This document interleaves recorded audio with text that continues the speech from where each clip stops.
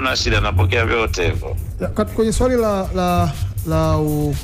la kusoma, kwa kadiri nilivyomuelewa TD hapa wakati anazungumza, kaimu pia ambaye pia ni kaimu katibu mkuu, ni kwamba kuna convention ya CAF ambayo inataka walimu wote wa timu za taifa wawe wana pro license, na kozi ya kwanza pro license imefanyika Morocco na inakwenda kufanyika nyingine huko kusini mwa jangwa la Sahara, itafanyika kozi kama hiyo.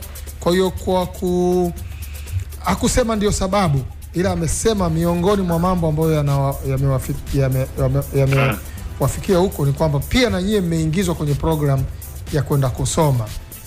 Nikauliza kwake yeye kwamba nyinyi mmesha taarifiwa, mko tayari kwenda kufanya hiyo kozi, kwa sababu kwa maelezo aliyosema ni kwamba hakutokuwa na mtu anayetaka kufundisha timu za taifa alafu hana hiyo pro license, na tunako kwenda hata wale ambao wanataka kufundisha kwenye Champions League, CAF Champions League nazungumzia, na CAF Confederations, lazima wawe na pro license. Kwa hiyo tukataka kujua hicho kutoka kwako wewe, hata kama taarifa hujaipata, uko tayari kwa ajili ya hilo jambo, kwa sababu bado wewe unabaki kama mwalimu ambaye umekaa kwenye historia na records au takwimu umezitaja hapa, na zingine mimi naweza nikaziongeza. Swala kwenda kusoma ni swala muhimu. Kama kuna opportunity ya kwenda kusoma, mwalimu wa mpira anytime anaweza, hata kesho, sio? Lakini nafikiri pia FIFA na CAF wana muda wao, hawezi moja kwa moja tu akasema kwamba wanaondoa makocha wote katika kiasi. Wana time, wanatoa. Ndio. Na nafikiri ndio process ilivyo. Kama mimi hiyo kwanza nakusikia, lakini kama kuna opportunity ya kwenda kusoma, well and good, tunaweza tukaenda, sio? Kwetu sisi ni opportunity, wala hatuwezi kuiacha. Kama mwalimu wa mpira unataka kuendelea kufundisha mpira, unahitaji lazima usome, sio? Wewe kama mwalimu wa Tanzania ambaye ulipeleka timu AFCON, umeshinda mechi 11 wakati wako, umepoteza 11, umepata sare 8. Mwalimu wa kwanza kushinda mechi zaidi ya 6 mfululizo, tumepata hiyo za alama 10 za kugombea World Cup. Chani tumeenda robo finali kwa alama ngapi? Si 10 nafikiri pia kama sikosei. Na hivi vitu vyote ilipokuja taarifa ya kwamba umeondoshwa Taifa Stars, reaction yako ilikuwa nini? Kwanza mimi kawaida tu, mimi sikuwa na reaction yoyote, kwa sababu najua kwamba iko siku mimi nitaondoka tu. Kama mwalimu nilikuwa najua kitu hicho, lakini to be honest nilikuwa najua, sababu kulikuwa vitu ambavyo vilikuwa vinazungumzwa chini kwa chini, sio? Okay. Kwa hivyo mimi nilikuwa najua kabisa, sio kama anytime naweza nikaondoka na okay. For me na all the time niko kwenye team, najua kwamba hata unaweza kwenda leo kesho kaondoka. Kwa hivyo unakuwa unajitayarisha, sio? Unajua kila kitu kwenye mpira. Okay. Nafikiri sikuwa na shock yoyote.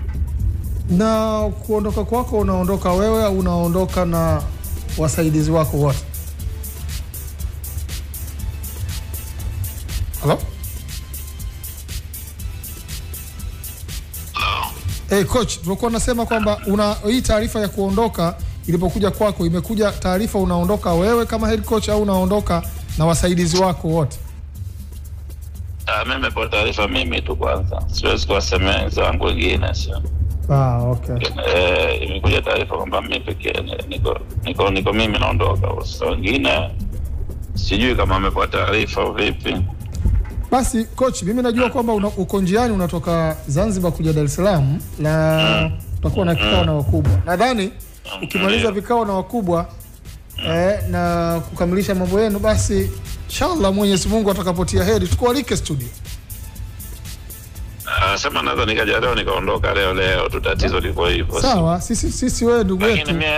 Tutakualika, utakuja sasa kutoka Zanzibar kwa ajili yetu.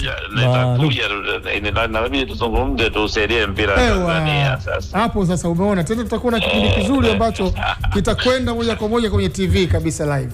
Tunatakiwa tusaidie mpira Tanzania, tuwe wa kweli. Asante na karibu. Asante. Mimi kwanza sichukii kocha mgeni, sichukii. Kwa sababu Tanzania sio kisiwa. Haiko kisiwani tu, inaishi peke yake huko Tanzania. Ni nchi ambayo ipo, tumezungukwa tuko duniani hapa tunaona nchi zingine zinafanikiwa. Katika watu ambao pia ni wagumu wa kuajiri makocha, walikuwa wagumu kuajiri makocha wa nje, walikuwa na Waingereza. Lakini baadaye walimchukua Sven-Göran Eriksson, Fabio Capello, kaja kumchukua Fabio. Baadaye sasa hivi wana kocha Thomas Tuchel ambaye pia ni Mjerumani. Kwa hiyo Brazil wana Carlo Ancelotti. Yeah. Inawezekana. Kwa mfano kama nchi kama Brazil ambao ndo vichaa wenda wazimu wa mpira, mabingwa wa kombe la dunia wa kihistoria mara 5. Wana kila mtu, wana makocha, wanafika dunia nzima, wana wachezaji, wana kila kitu, lakini bado wamekubali kumchukua. Na ligi yao ndo ligi bora duniani kiushindani. Wameenda kumchukua Carlo Ancelotti. Wanaishi naye pale. Kwa hiyo mimi sio kwamba si wataki au ninawapinga makocha wa nje. Isipokuwa ninachokizungumza mara nyingi ninazungumzia kuhusu wachezaji na makocha wa nje kupewa thamani sawa sawa na wachezaji na makocha wa ndani. Okay. Unazungumzia Mbukusia Morocco anapozungumza hapo, anazungumzia kwamba amezungumza sehemu kwamba wapewe package ile wanaopewa makocha wa nje. Wapewe thamani ile wanaopewa makocha wa kigeni. Na ukimsikiliza hapo kuna wakati anakubali kwamba alilipwa, kuna wakati anasema sijui anadai kudai kawaida, anaepuka mambo mengi. Anajaribu. Kwanza aliulizwa unadai, akasema kama kawaida. Inabidi kuwa smart ili kutokuleta zogo, vurugu, na kipindi hiki sio kipindi cha kuleta taharuki kwa watu. Na unajua ukocha unaendelea na unazungumza na waajili wako, kwa sababu pia TFF ndio baba ndio mama wa soka la Tanzania. Kwa hiyo nimependa namna anavyojaribu kuzungumza kukwepa malumbano yasiyokuwa na sababu. Yuko kwenye kutaka kujenga zaidi kuliko ni kubomoa, lakini bado mimi naamini ndiye kocha mzawa aliyefanya kazi kubwa, amekuwa kwenye mpira wetu kwa muda mrefu, na tulivyomkabidhi imani ya timu ya taifa hajatuangusha.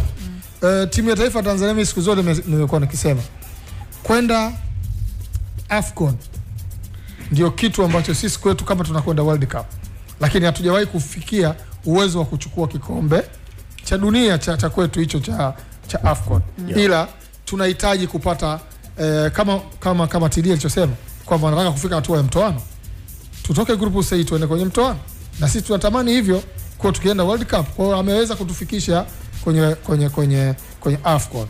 Nilikuwa nasema siku zote Chani ndo AFCON yetu, ndo eneo ambalo sisi tunadhani tunaweza tukachukua kikombe. Walao ametupeleka kwenye robo finali, ameondoka akiacha historia hiyo. Kwa bado mwalimu Morocco anabaki kuwa mwalimu potential kwenye mpira wa nchi yetu, na kama kweli kutakuwa na mambo ya kusoma akasome.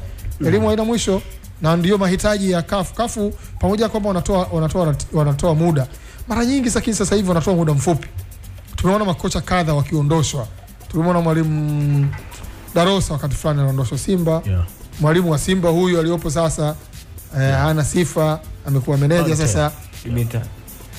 Nito meneja yule sio kwa kupenda kaka. Vitu vingi vitakosekana huko nyuma. Sasa tunaenda kwenye issue za pro. Kwa tunahitaji kuwa na walimu wengi ambao ni mapro, kama tulivyokuwa tunahitaji walimu wengi kuwa na lesson A. Na wakati lesson A inaanzishwa, walimu wengi wakubwa wale wa zamani walikuwa wanaona kama ni kitu hakina mpango wote hicho. Sio kwetu tu. Tulikuwa tunazungumza na Hana Janza ambaye ndo mkufunzi wetu na alikuwa technical director wa Zambia wakati huo, mpaka leo anaheshimika, amebadilisha sana mpira wa Zambia. Sio? Na alikuwa anatuambia makocha wakubwa akiwataja kwa majina, wakati huo anawaambia jamani, inabidi tusome hii kitu kafu umeileta lesson yao. Walikuwa wanaona wewe unatuambia nini kijana mdogo bana, hujafika huko level hizo. Lakini baadaye walikuja kumpigia magoti kumuomba kwa bana, tunataka tuingie kwenye hiyo kitu. Kama lakini ni utaratibu. Kwa hiyo kozi ishasomwa sasa hivi, ni mpaka baada ya muda fulani ikabidi wapange foleni wakaingia huko. Na hata hapa nchini kwetu watu waliona kama ni kitu cha uongo. Mimi nimesoma kozi na mwalimu Jumanne Chale. Mwalimu Jumanne Chale alikuwa mwalimu wangu mimi wakati nacheza iteto. Imagine wote tunasoma lesson hii. Mtu aliyekuwa anakufundisha anakuambia kimbia hapo, ukifika pale mpira piga hivi. Tumefika hatua tumesoma lesson hii pamoja. Maana watu walikuwa wanadhani kwamba wataishi kiujanja. Mwisho wa siku tumekuja kukutana darasa hilo moja. Jemedari, umezungumza vizuri sana. Wakati tunazungumza na kocha Morocco, alibainisha hapa kwamba alikuwa anasikia minongono juu ya yeye kungatuka ama kungatushwa katika timu ya taifa. Ukitazama graph ya timu ya taifa pamoja na takwimu nzuri ambazo ameziweka, ulikuwa unaona mwanga, ulikuwa unaona taswira njema kwa makocha hawa zawa.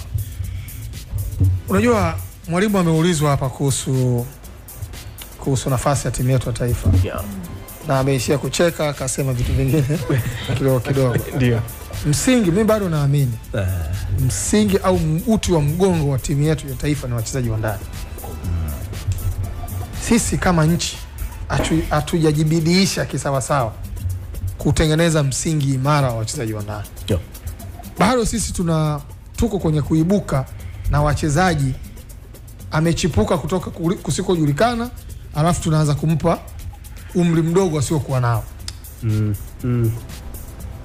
Hatutengenezi wachezaji wetu tukiamini in 5 years to come, in 10 years time, hawa watakuja kutusaidia kwenye national team. Hatutengenezi hivyo. Ndio maana nilisema siku moja hapa kwamba nachokiona kikifanywa na TDS, mradi wa FIFA pale Tanga, hakifanywa na klabu yoyote hapa Tanzania. Ataanza Hawafanyi wanachokifanya TDS. Sure, I'm telling you. I've been in Azam, na wewe unajua, na nimeona program zao na nakwenda mpaka kesho. Wanachokifanya TDS sijawahi kuona klabu yoyote. Shikilia hivyo.